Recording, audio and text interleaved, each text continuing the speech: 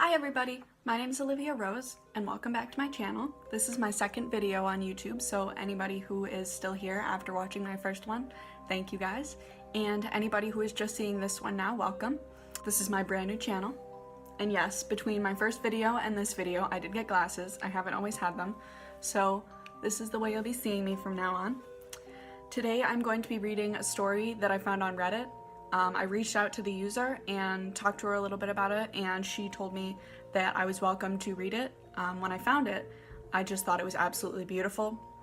So I decided that I would come on here and read it for you guys. I'm gonna read it off my tablet because I don't exactly have the whole thing memorized.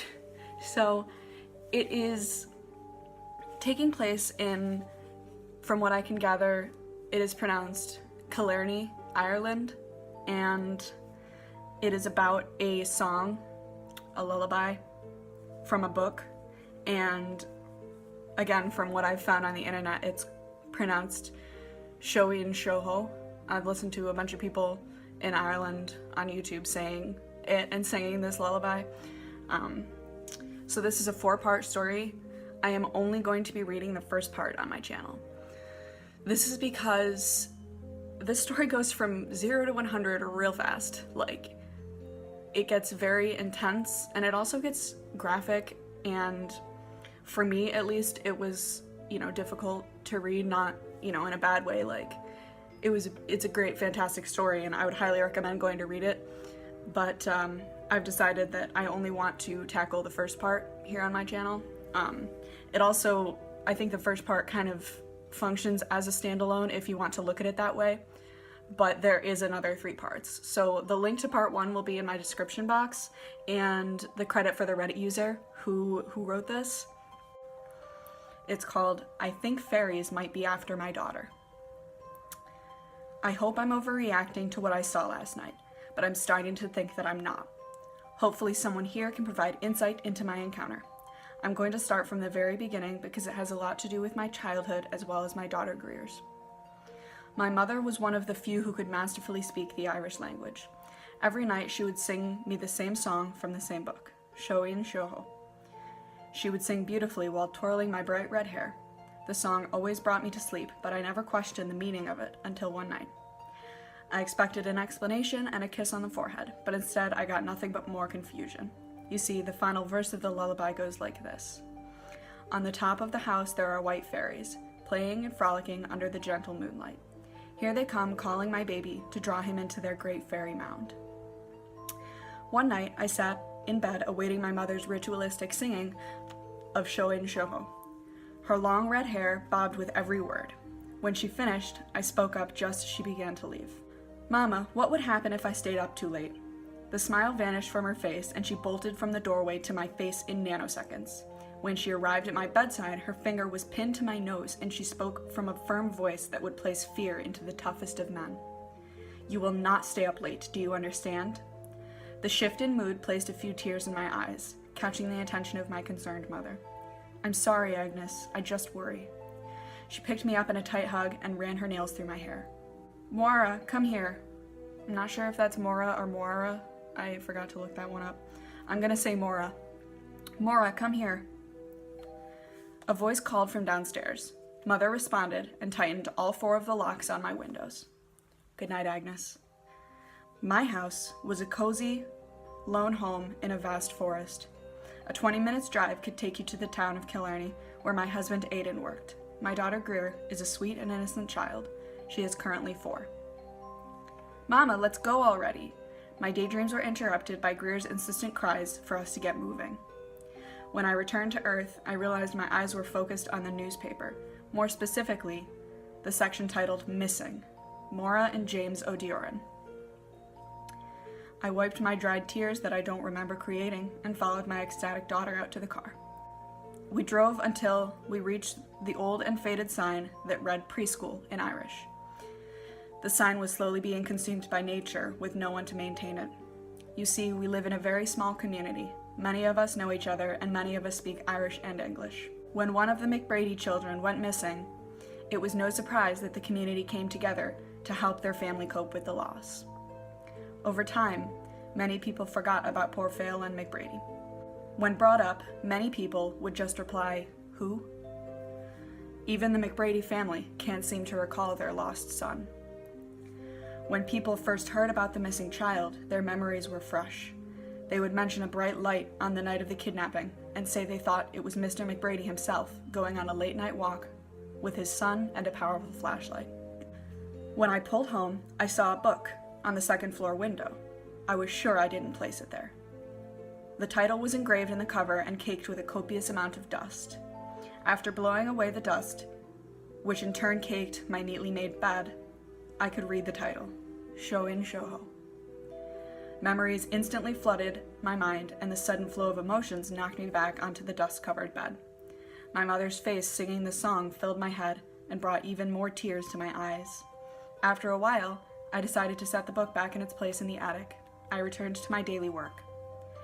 After I finished making Greer's bed, I turned around to see the book propped up against the wall on the dresser. Instead of sadness or nostalgia, I was greeted only with confusion. "How did this get here?" I whispered to myself. After seconds of confusion, I was met with anger, and I slammed the book back in its spot in the attic. Aiden returned home with Greer, as her school was on his way home. I chose not to bring up the book, as neither of them could possibly have been the culprit.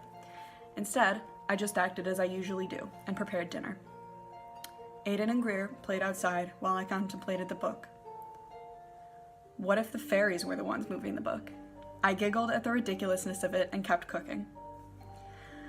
That night, the book appeared once again, and this time I had had enough. I stomped towards Greer's room and opened the door, probably harder than I should have. Her ponytail swung around as she turned to face me. "Greer, where did you find this book?" I seethed, although looking back, I was much too harsh. Greer, though, was smart enough to realize I was not mad at her. "I've never seen that book before, Mama." "Well, then how does it keep moving?" "Maybe you should read it." I was not expecting that reply, and my anger subsided. "Read it to me, Mama," she giggled and jumped into the bed. I brought the book to the edge of the bed and sat. I turned to the page my mother sang from. As I began, she interrupted me. "Mama, I can't understand you," she giggled at me. I chose to make English Greer's first language, as Irish isn't so much of a common language. I took a second to translate the dusty page and began again in English. "Child of my heart, sleep calmly and well all night, and be happy. I'm by your side praying for blessings on you. Hush-a-bye, baby, and sleep for now. On top of the house there are white fairies, playing and frolicking under the gentle moonlight. Here they come, calling my baby, to draw him into their great fairy mound." After finishing the passage, a light caught my eye from outside in the forest. I walked to the window, and for a brief second, I caught a glimpse of a small winged girl. But as soon as it appeared, it escaped through the leaves. Its brightness made streaks of light through the foliage. "What the frick?" I whispered under my breath. "Mama!" "Sorry, sweetheart," I replied. Immediately, I jumped back to the window and shut the blinds, tightening the locks. If what I saw was real, then I'm not about to have my daughter taken by freaking Tinkerbell. I hope I'm overreacting. I was sleep deprived, and Greer said she didn't see any light coming from outside. Maybe it could just be craziness or a hallucination. So that is part one of the story. I think it's beautiful, the way that it's written and the theme behind it, taking place in Ireland and traditional stories of fairies, was just so fascinating to me.